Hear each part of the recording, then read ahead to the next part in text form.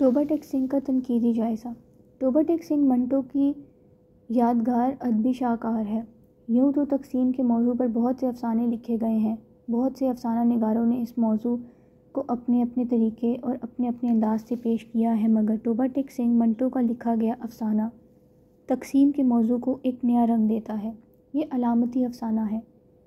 इसमें मंटो ने इंसानी जज्बात और एहसासात को एक नए रंग आहंग से पेश किया है।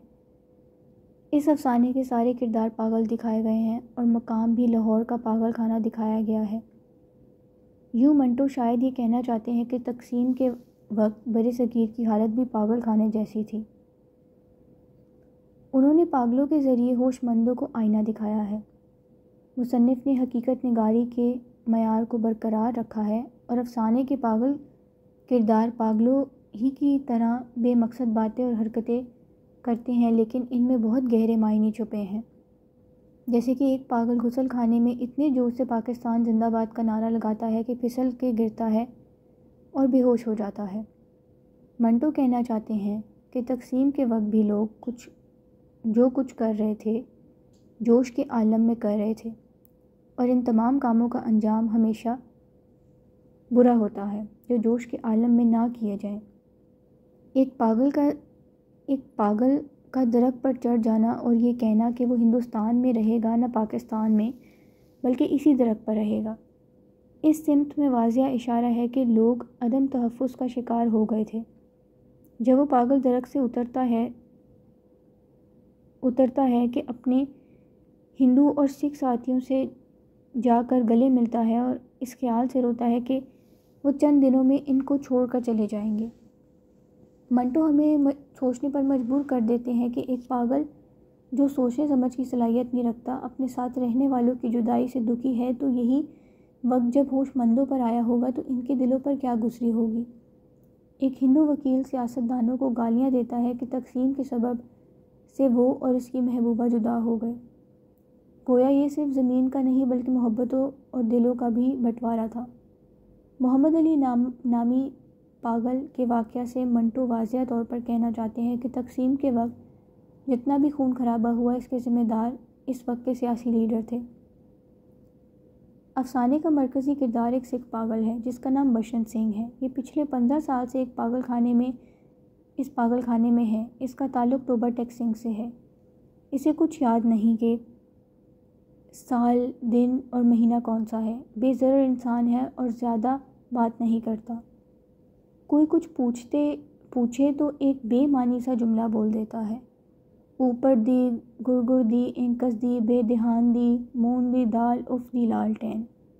जब पागल खाने में तकसीम हिंद की खबर पहुंची तो इस बात का जिक्र होता है कि तमाम हिंदू और सिख पागलों को हिंदुस्तान भेजा जा रहा है, तो बसंत सिंह परेशान हो जाता है। वो हर किसी से यही सवाल करता है कि टोबा टेक सिंह कहाँ है, हिंदुस्तान में या पाकिस्तान में। सभी पागल इसलिए इसे कोई तसल्ली बख्श जवाब नहीं मिलता। अलबत्ता बाकी पागल इसे बसंत सिंह की बजाय टोबा टेक सिंह के नाम से पुकारने लगते हैं। नाम जो इंसान की पहचान होता है वही बदल जाता है, और इस तरह ये किरदार अफसाने में अपनी मट्टी से मोहब्बत की अलामत बनकर सामने आता है। पागल खाने में एक सिख पागल अपने आप को खुदा समझता है। बसंत सिंह इससे भी मदद मांगता है, लेकिन जवाब ना पाने पर गुस्से से बड़बड़ाता है। ऊपर दी, गुरगुर दी, इंकस दी, बेदहान दी, मूंग दी दाल, उफ दी, गुरुजी दा खालसा एंड वाहे गुरुजी दी फतेह। जो बोले सो निहाल, सत ससरी अकाल।